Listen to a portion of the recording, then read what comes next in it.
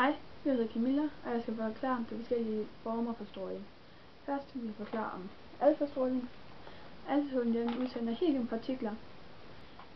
Alfastråling kan stoppes af det yderste lag af huden eller et tyndt stykke papir. Alfastråling er den farligste af de 3 strålingstyper.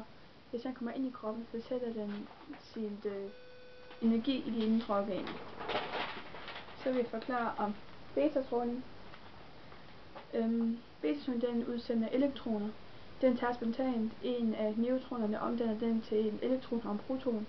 Protonen den beholder den, så indtil kernepartiklerne det er det samme.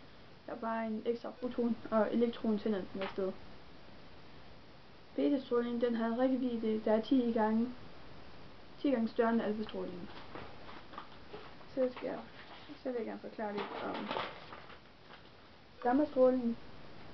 Gammastråling den udsender fotoner, energi og lysglimt.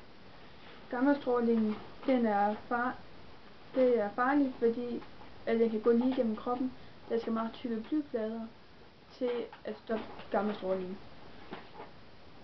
Og så har jeg et eksempel på gammahenfald. Der er en her, der hedder 137 56 BA, fordi at gammastrålingen det er fotoner, energi og lysglimt.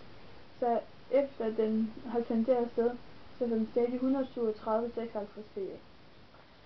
Og hvis der er et stof, som både udsender f.eks. betastråling og gammastråling, så bliver stoffet lavet om til det, som det vil lave om til, når betastråling den har udsendt sin elektron, fordi at den på betastråling på en måde dominerer gammastråling, fordi den ikke rigtig sender noget ud.